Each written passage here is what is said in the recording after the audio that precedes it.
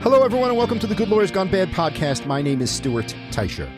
I started my research for the lawyer that I wanted to talk about today, and my research brought me to the case that turned out to be the death knell for this lawyer's career.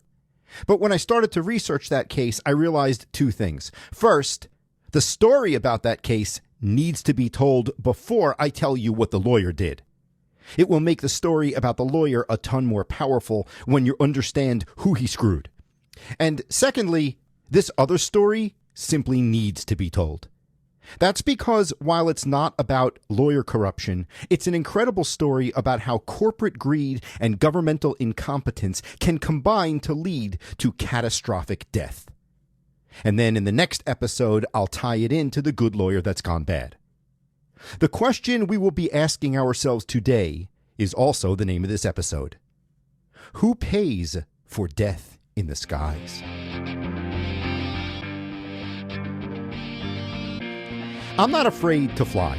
I'm not. I spend so much time in airplanes that when I feel turbulence, it really doesn't faze me. So I'm not really afraid to fly. Samya Rose Stumo, a 24-year-old woman who was working overseas for the Gates Foundation, Samya was also not afraid to fly. But her mother made a statement that really made me think. She said, Samya wasn't afraid to fly at all until the last 6 minutes of her life. In October of 2018, Samya was on board Lion Air Flight 610. Lion Air is an Indonesian airline, and its Flight 610 was making a short jaunt from Jakarta to the island of Bangka, and that was only 200 miles away. Samya was flying on the newest aircraft in Lion Air's fleet, the brand new Boeing 737 MAX. The 737 MAX was the pride of the Boeing Corporation, and Lion Air was the first airline to receive delivery of the aircraft. As Samya's flight sped down the runway on takeoff, everything was proceeding normally.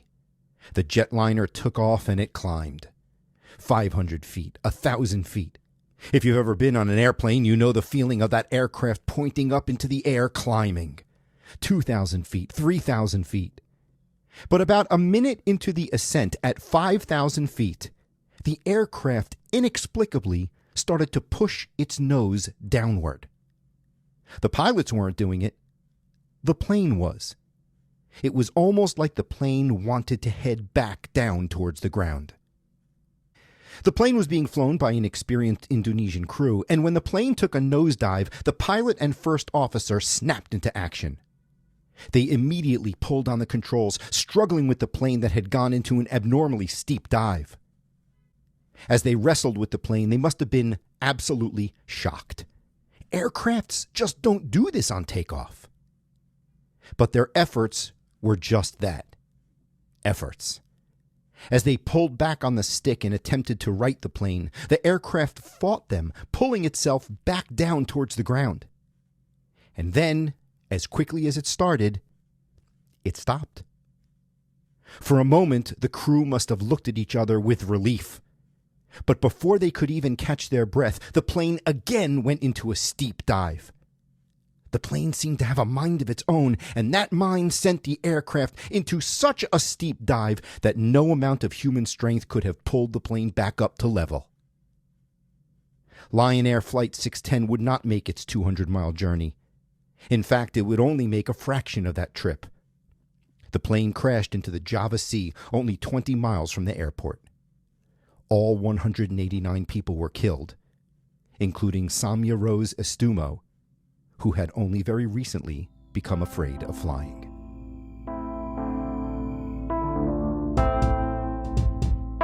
When Boeing was being grilled by the press about the fatal crash of the newest part of its fleet, the company sang a common tune. They blamed the pilots. They were foreign-trained pilots, they asserted, and sometimes the crews from other countries are just not as capable as U.S. crews.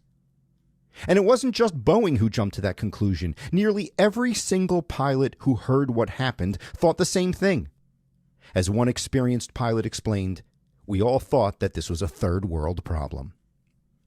Meanwhile, hundreds of the 737 MAX planes were being operated around the world by all sorts of pilots, both foreign trained and otherwise. Boeing knew that it needed to pacify its customers and the public, so after reviewing the data from the Lion Air crash, Boeing recommended some revised protocols for pilots around the world. 5 months later, Ethiopian Air Flight 302 took off from Addis Ababa. Almost immediately upon takeoff, the 737 MAX aircraft nosedived towards the ground. Despite the valiant efforts of the crew, the plane could not be saved, and 157 people perished. When experts reviewed the radar from both flights, it showed that the flight patterns between Lion Air Flight 610 and Ethiopia Air Flight 302 were eerily similar. The patterns were so similar that it was basically impossible that these two accidents were not related somehow. Most people suspected it. Most people believed it. Only Boeing knew it. Boeing knew why these planes went down. And worse yet, they knew that there was a chance that more 737 MAXs could go down. And it had nothing to do with inexperienced third world pilots. But instead of coming clean, Boeing didn't say anything about the real reason these planes were falling out of the sky. They remained silent and let thousands of people get on the 737 MAX every day, all throughout the world.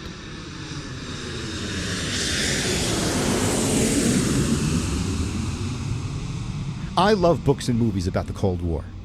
From James Bond to The Hunt for Red October, I can't get enough of them. It might be because I grew up in the 70s and 80s, and during those decades, the US-Soviet rivalry was actually a thing. But when it came to global conflict, those 2 decades could not hold a candle to the 1960s.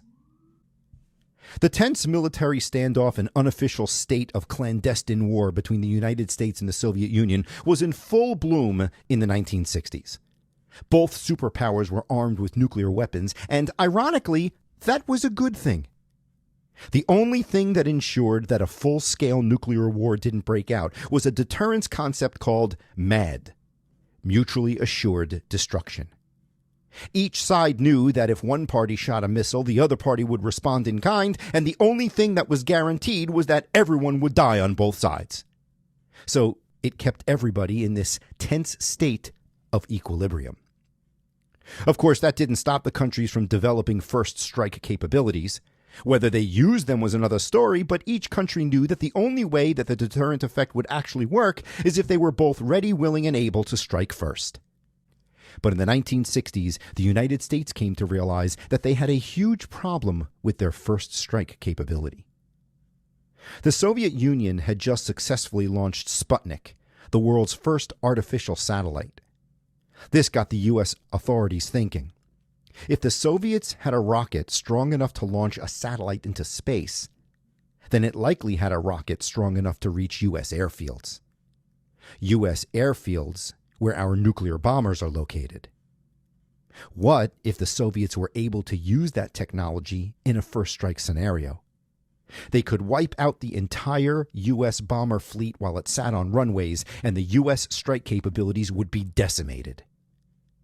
The military needed a solution, and the solution they devised was radical. If you don't want the Soviets to destroy your nuclear arsenal while it's sitting on the ground, then put it in the air. The military called the idea Operation Chrome Dome.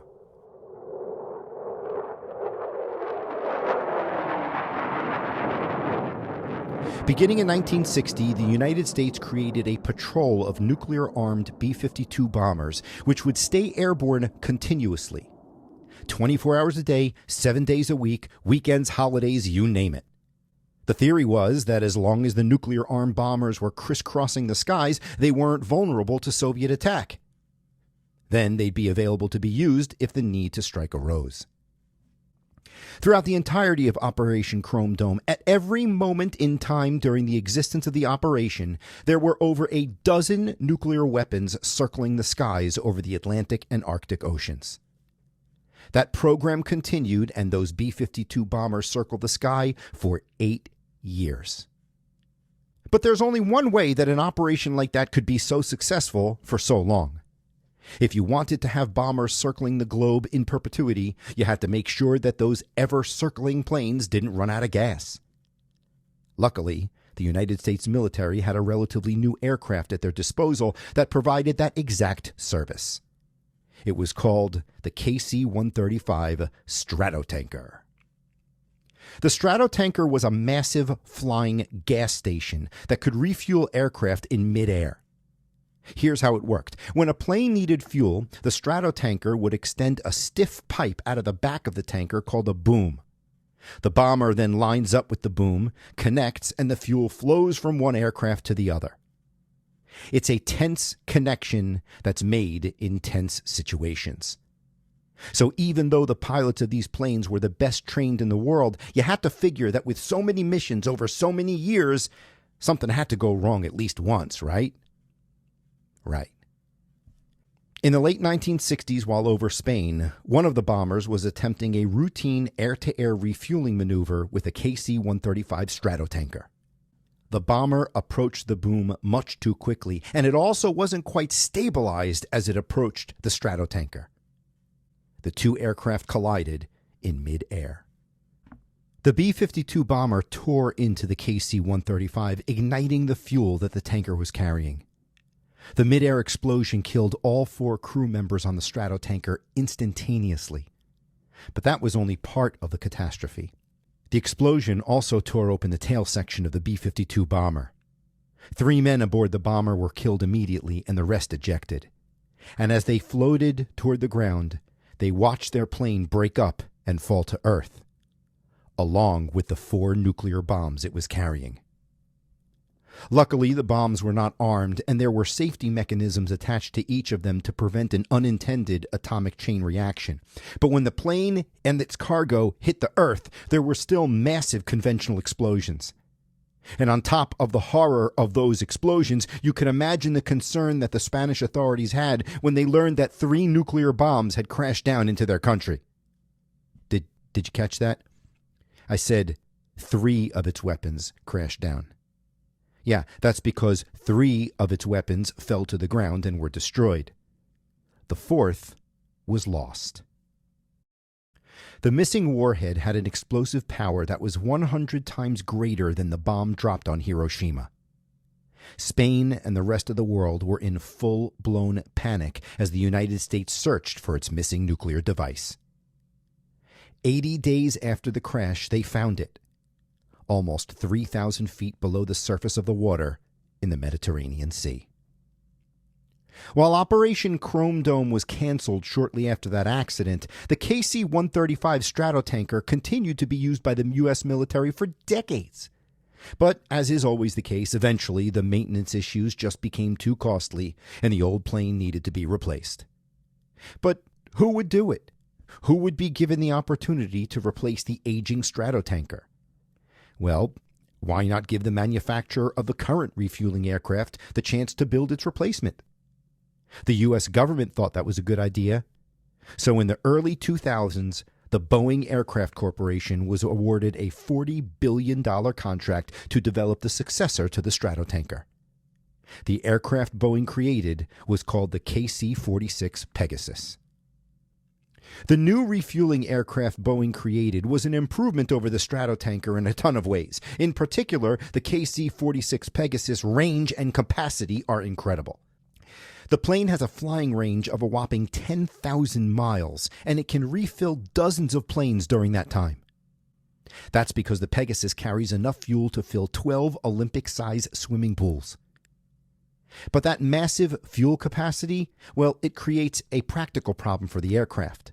Think about what happens when the Pegasus refuels another plane. After the transfer of fuel is over, the Pegasus obviously has less fuel than when it started. What's not so obvious, however, is that the lesser amount of fuel that the Pegasus has in its tanks, well, that causes an imbalance.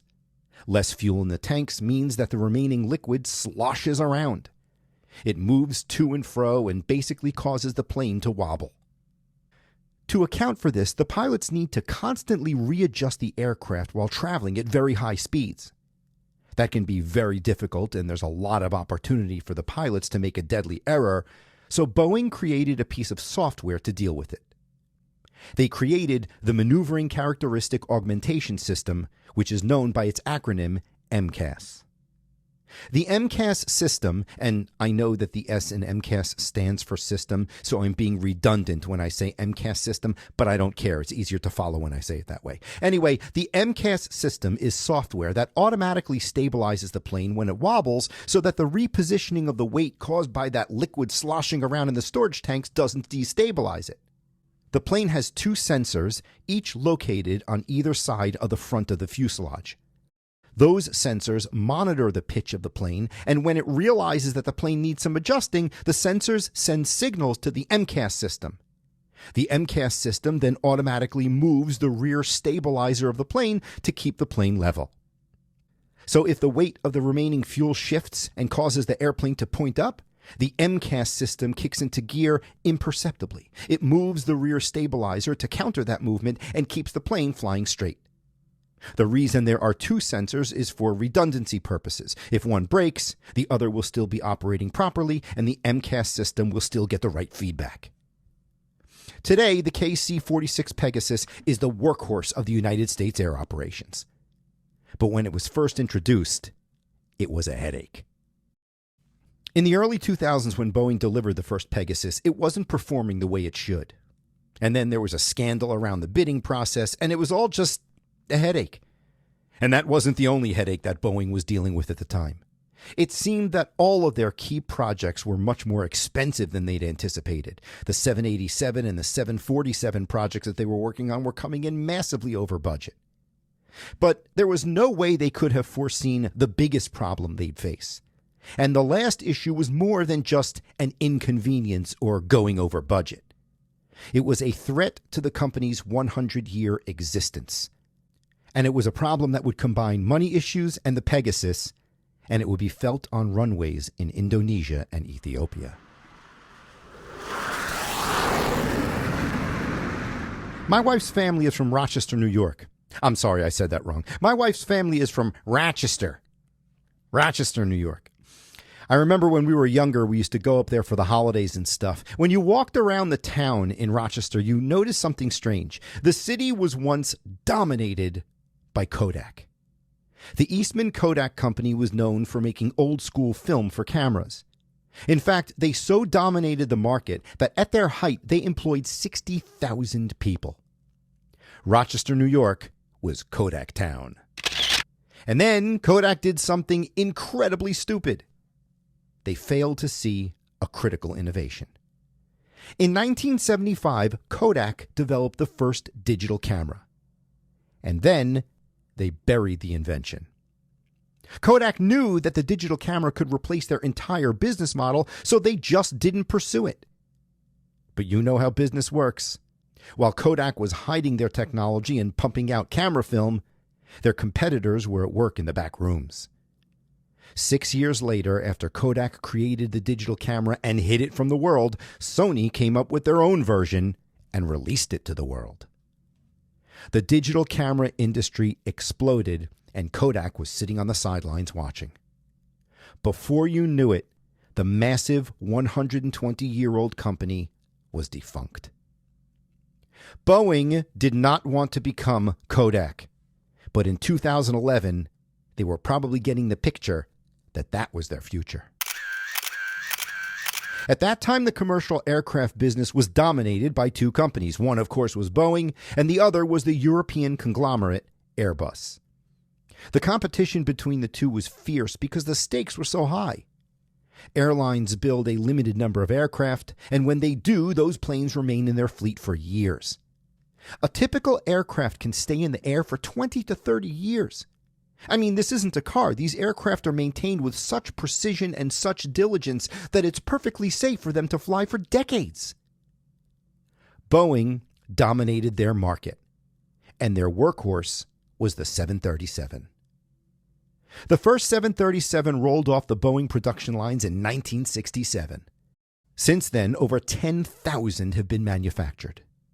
To say that the 737 was important to Boeing's business would be a massive understatement. 40% of Boeing's profits came from the 737 alone. It was the best-selling commercial airplane of all time. Boeing didn't know, however, that in 2011, the 737 was the equivalent of old-school Kodak film. They didn't realize it until their biggest competitor pointed it out to them. Just before the Paris Air Show in 2011, Boeing's nemesis Airbus released a new version of their airplane to the world. It was an updated version of their 737 alternative, the Airbus A320. This version of the A320 was called the A320neo, and those letters, NEO, stood for New Engine Option. And it was that new engine on the A320neo that was so revolutionary. Airbus saw the future, and the future was fuel efficiency. The A320neo's engines had a radically more fuel-efficient design. They were 20% more efficient than the Boeing 737's engines, and you can see how important that is when you do the math. The A320neo would save airlines roughly $1.5 million per aircraft per year in fuel. Multiply that across a fleet of 200 planes, and you're looking at $300 million a year in savings for a single airline. Then you consider that the plane has a 20 or 30-year service life, and the A320neo becomes a no-brainer. Airbus took an astonishing 200 orders for the A320neo at the Paris Air Show. That air show was Boeing's Kodak moment. The A320neo wasn't just a new offering from a competitor. It was an existential threat. And Boeing was blindsided. If there was any doubt about the seriousness of Airbus's challenge to Boeing's business model, it was eliminated just after that Paris Air Show. That's when the CEO of Boeing got a phone call from the CEO of one of their biggest competitors, American Airlines. It was a courtesy call. The CEO of American called his longtime business associate to let the Boeing chief executive know that American Airlines was going with the Airbus 320neo. Boeing was crushed. And after that call from the CEO of American Airlines, they were also desperate. Boeing had to respond to this crisis.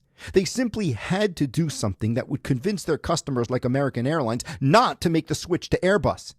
And worse yet, it had to be a quick fix. They didn't have 10 years to design a new aircraft. Well, desperate people make dangerous decisions, and they make those decisions hastily. Within 48 hours, Boeing put together a plan of action, and it was pretty much their only available plan of action. They had to tweak and retrofit their workhorse, the 737. They would call that new aircraft the 737 MAX. But that phrase sort of reveals the problem as well. It couldn't be a new aircraft. They had to tweak the existing model. Boeing couldn't create a drastically different aircraft from the 737 because if they did, all of the pilots would have to be recertified. FAA rules required that if Boeing made significant enough changes to how the aircraft flew, airlines would have to put their pilots through full flight simulator retraining. And retraining pilots to fly the new 737 MAX would cost millions of dollars and take significant time. That is why certain airlines reportedly told Boeing that any aircraft requiring new simulator training was a non-starter. It was such a concern that Boeing had to take incredible steps to convince the airlines that pilots' recertification would not be an issue.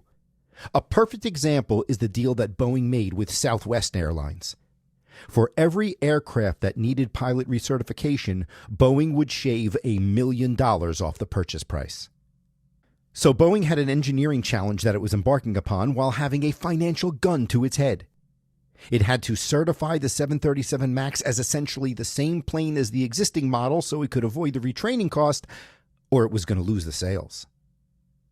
The pressure inside the company was immense. Executives were pressuring engineers to design the 737 MAX quickly, and morale seemed to be at an all-time low.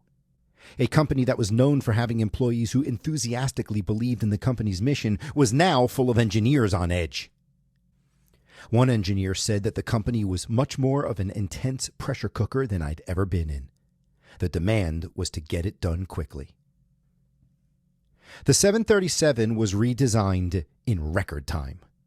Engineers stretched the fuselage to make it larger and created engines that were far more fuel efficient. The marketing people also went to work using the success of the original 737 to sell the updated version of that popular aircraft, and Boeing pulled off a business miracle. The airline industry devoured the 737 MAX. The company secured $370 billion in advance sales of the aircraft, and it was on pace to be the best-selling jet ever. Even American Airlines, who started the whole fiasco, placed an order for $100 billion worth of planes. Now all Boeing had to do was build it. And that presented its own challenges. When the engineers at Boeing redesigned the engines to make them more fuel efficient, they also ended up making the engines larger. And that caused an issue that was created back in the 1960s. The 737 had a unique feature. It sat lower to the ground than most other aircraft. The landing gear are shorter, and the plane is therefore more squat. And that's because it was initially developed in the 1960s, a time when airports weren't using jet bridges. Back then, there was no jet bridge infrastructure that a passenger walked across to get into a plane. Instead, they walked out onto the tarmac and up a staircase. So the 737 was made lower to the ground to make it easier for passengers to get on board. That shorter height now caused a tall problem. The new, more fuel-efficient engines that Boeing engineers designed were larger than their predecessors. But because the 737 was closer to the ground than most other planes, there wasn't enough clearance to hang these new, larger engines under the wing in the same position as before. So engineers devised a fix. They moved the engine a little forward on the wing, which allowed the big part of the engine to clear the wing, and then they raised it all up just slightly. The problem was, that little fix changed the aerodynamics of the aircraft. And when test pilots started to fly the new 737 MAX, they were not impressed. On takeoff and during the initial climb, the aircraft was sluggish. The forward placement of the new engines caused an unexpected aerodynamic problem. It caused the aircraft's nose to be forced up slightly. Engineers were worried that that could cause a stall. And when a jet airliner stalls, it falls out of the sky. How could Boeing fix this issue with the aircraft pitching up slightly? They thought they found an answer. And that answer came from the military.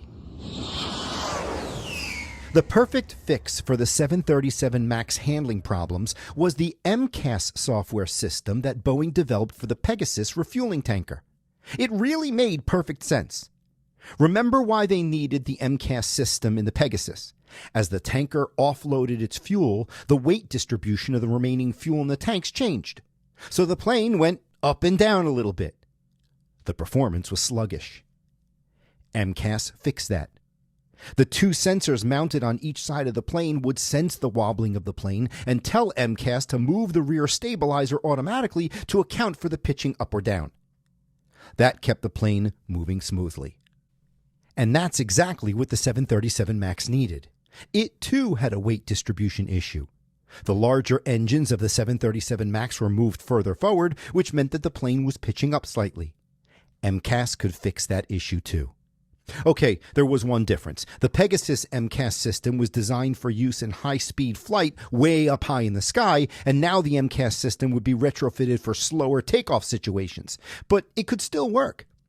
So Boeing took the step of installing MCAS in the new 737 MAX. Engineering-wise, MCAS was a fix. Business-wise, MCAS was a problem. If the FAA found out that Boeing installed a new software system in the 737, they might require pilot recertification.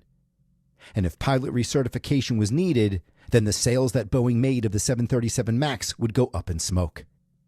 The ghost of Kodak was looking over Boeing's shoulder. Boeing's people seem to have realized this dilemma because one of them sent an email internally that read, quote, "If we emphasize MCAS as a new function, there may be a certification and training impact. Recommended action? Investigate deletion of MCAS nomenclature." What that person was recommending was that Boeing not tell anyone that the MCAS system was installed in the 737 MAX. And that's exactly what they did. Boeing didn't tell the FAA that MCAS was installed. From Boeing's point of view, it wasn't a big deal. If the plane experienced a problem, MCAS would kick in and it would make imperceptible adjustments. The pilots wouldn't have to do anything and they wouldn't even know that it was happening. There's nothing for them to do, so there's nothing for them to know. So, Boeing didn't tell anyone that the MCAS system had been put into this aircraft. In 2012, test pilots were working in a flight simulator developing the 737 MAX, and one of the tests included a failure of the MCAS system. The test pilot described the situation as a catastrophic event. He warned Boeing 6 times, but Boeing did nothing. Boeing considered the event to be so unusually rare that it wasn't worth flagging. Of course, that was probably the explanation they said out loud. The reality more likely had to do with the desperation they were feeling about getting this plane delivered and the need to avoid pilot recertification. Now, you might be wondering, isn't Boeing regulated by the Federal Aviation Administration? How did the FAA miss this? Well, Boeing says that they kept the FAA informed, and that might have been true, because Boeing is indeed regulated by the FAA, but not the way you think. Years ago, the aircraft industry had a problem. FAA regulators were getting very far into the weeds on meaningless inspection issues. FAA regulators had to sign off on everything, even things like bathroom sign placement and plane paint schemes. All of that seemed to be bogging down production and also wasting an incredible amount of the regulators' time. So the government and private industry created an arrangement called delegation. Under delegation, Boeing employees who were paid by Boeing were given the job of representing the interest of the FAA. Basically, the FAA outsourced the regulation of Boeing to Boeing. Everyone was pretty happy with how delegation worked at the outset, and it seemed that it worked so well that they expanded the arrangement. Congress eventually passed laws that handed over even more power to Boeing. And that went way beyond bathroom signs and paint schemes. Now, you need to remember, this wasn't a situation where the big bad corporation pulled the wool over the eyes in the government. Congress, the FAA, and private industry all bought into the system. In fact, in a documentary created by PBS, the former head of the FAA was interviewed, and he appeared to be justifying the benefits of the system. In the case of the 737 MAX, not only was the regulation of bathroom signs and paint schemes delegated from the FAA to Boeing, but they also delegated the review of the MCAS system. The FAA didn't have a problem with doing that because, according to them, Boeing had not identified MCAS as being significant. So the FAA figured that it was dealing with a benign piece of operating software, and they didn't scrutinize it. And it was during that process that a key liaison between the FAA and Boeing convinced the FAA to remove MCAS from the pilot manual altogether.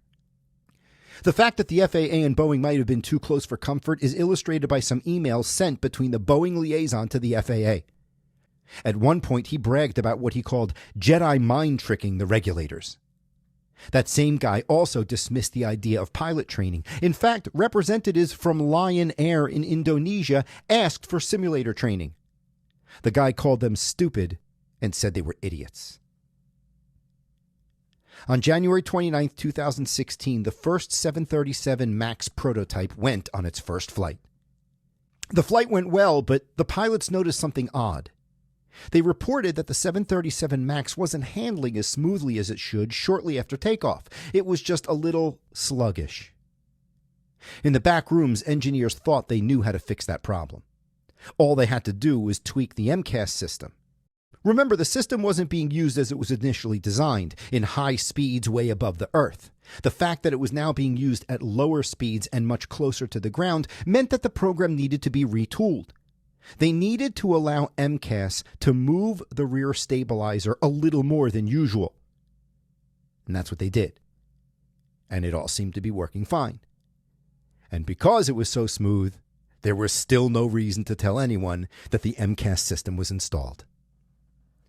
In May of 2017, Boeing began delivering the 737 MAX. The first customer to fly the plane was Lion Air out of Indonesia.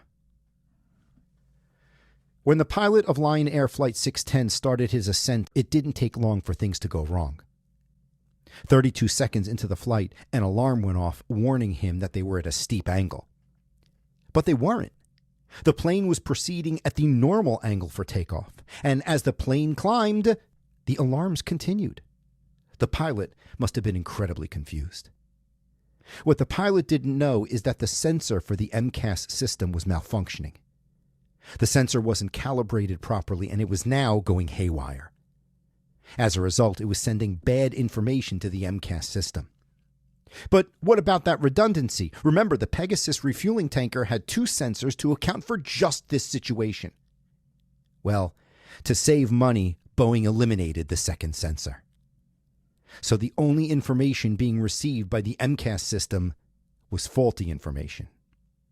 That malfunctioning sensor was telling MCAS that the plane was about to stall, so the computer did what it was designed to do. It forced the nose of the airplane towards the ground.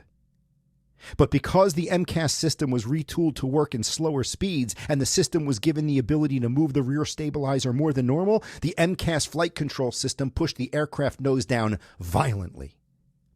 The pilot and first officer pulled back on the controls, trying to regain control of the aircraft. Now remember, the Lion Air pilots had no idea that the MCAS system even existed. So when the plane forced itself into a nosedive, the crew had no idea that it was a software setting within that plane that was causing it to do so. The pilot struggled for several seconds and eventually recovered. But the faulty sensor was still sending bad information to the MCAS system. The computer thought the aircraft was still in a stall, so 5 seconds later, in an effort to literally right the ship, the MCAS system took over the aircraft again.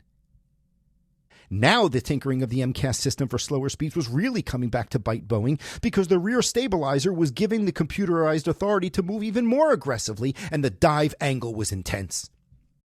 And then, after a few seconds, it stopped. The pilots didn't know that this is how MCAS was designed. 10 seconds on, 5 seconds off. 10 seconds on, 5 seconds off. And it did that over and over again, until the computer won. Lion Air 610 crashed into the ground. In the aftermath of the disaster, Congress investigated. It didn't take long for everyone to realize that the accident was caused by the MCAS system. When confronted about why Boeing didn't tell anyone about the system, Boeing insisted that they didn't tell the pilots because the pilots didn't need to know. The pilots should have been able to realize that there was a malfunctioning stabilizer, and there were established protocols for that scenario. Just turn off the power to the stabilizer by flipping 2 kill switches and then manually hand crank a wheel in the cockpit to control the rear stabilizer. So now the government was faced with a question. What do? Ground the plane? That seemed absurd. There were tons of them all around the country that could grind air travel to a halt. So the FAA looked at the data. They asked, what was the statistical likelihood that a crash of this type could occur again? The data showed that the worst-case scenario was that there could be 15 more crashes over the lifespan of the fleet. That amounted to 1 crash every other year. The FAA chose not to ground the plane because the actual risk at the time, considering the number of planes in the air, was negligible. Boeing said that they knew an eventual situation would have to be a modification of the software, but based on their assessment, they thought that they'd have sufficient time to do the modification. So the FAA let the planes continue to fly. Boeing issued a directive about hitting those kill switches to the MCAS system if it takes over again, and the FAA gave Boeing 150 days to fix MCAS. 5 months later, the pilots in Ethiopian Flight 302 were in the cockpit, watching the controls during the plane's ascent out of the airport in Addis Ababa. What they didn't know is that the MCAS sensor on their plane had broken off. Shortly after they lifted off, alerts popped up, just like with Lion Air. The broken sensor was causing MCAS to engage, and it was pushing the aircraft nose down. And it seemed that the bad information going to the computer was so off that the angle of descent was intense. But these pilots read the directive that was issued by Boeing, and they did as they were told. The first officer flipped the switches, cutting the power to the rear stabilizer, and then he grabbed the crank in the wheel in the cockpit to move the rear stabilizer back into the proper position. But what no one in Boeing considered is the fact that at the time the first officer would be trying to turn that crank, the airplane would be going over 600 miles an hour. The force of the wind outside was pushing so hard on that stabilizer on the rear of the aircraft that no human could have made it budge. With no other option, the pilots thought that maybe turning the power back on to the stabilizer would help. They didn't realize that when they turned that power back on, they woke up the MCAS system, which incorrectly thought the plane was still in a stall, and it pushed the nose of the aircraft even further towards the ground. Eyewitnesses on the ground said that the plane looked like it was almost vertical as it sped towards the earth. It hit the ground at almost 700 miles an hour. The 737 MAX was grounded, and it stayed grounded for a year and a half. When called before Congress, Boeing criticized the skills of the pilots. The CEO of Boeing ended up resigning, and eventually the company recommended pilot training for the 737 MAX. They also added another sensor as a failsafe and made it easier for the pilots to turn off MCAS. Oh, and the delegation review process at the FAA, that was also revised. Ironically, after all of that review, experts now believe that the 737 MAX is one of the most safe airplanes in history. Let me tell you what I find most amazing about all of this. No one went to jail. No one in Boeing who hid the MCAS system. No one in the FAA who allowed the planes to stay in the air. The government let Boeing enter into a deferred prosecution agreement where they paid a fine and were let off the hook. The company paid a bunch of money to the victims, although they paid even more money to the airlines who lost business as a result of the aircraft's grounding. In total, they paid $3.8 billion, which is a drop in the bucket for a company who makes $22 billion in revenue in one quarter. I don't exactly know why that all occurred, but I can tell you what I think. I think Boeing is too important for our military preparedness to jeopardize it with a criminal penalty. Boeing builds the F-15 fighter jet, the Apache helicopter, the KC-46 tanker, the C-17 transport, the E-4B Doomsday plane, and the F-47, a sixth-generation fighter that will define American air dominance for the next 50 years. A federal felony conviction would have triggered automatic exclusion from government contracting under federal law. There's no domestic alternative for most of these programs. The government that was supposed to prosecute Boeing was also the government that needed Boeing to function. That's what they mean when they say a company is too big to fail. So, as for the opening question, who pays for death in the skies? Well, the answer appears to be nobody. Nobody except the victims of these horrific disasters. Soon, you will see how this story connects to the next Good Lawyer Gone Bad. I want to give credit to 3 videos that I consulted in preparing this content. One from the PBS show Frontline entitled Boeing's Fatal Flaw. Another from the Mega Projects YouTube station entitled The KC-46 Pegasus. And finally, 60 Minutes Australia entitled The Disaster Aircraft Should Boeing's 737 MAX Ever Fly Again. Please take a moment to go to your podcasting platform and rate the show. It really helps a lot. And if you want to leave a nice review, that would be awesome too. Have a great day, everybody. I'll be back with another story soon. And Haley and Ross, drive carefully.